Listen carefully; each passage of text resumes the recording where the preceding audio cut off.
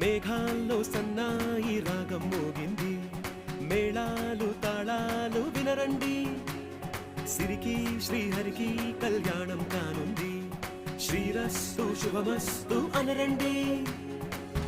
అచ్చతలు గంటో పెళ్లికి అర్థం చెప్పారంటూ, మెచ్చదగు ముచ్చట ఇది అని సాక్ష్యం చెబుతామంటూ, జనులంతా జై కొట్టేలా జరిపిస్తామండి. అందాల కుందనపు బొమ్మవని జత చేరుతుంది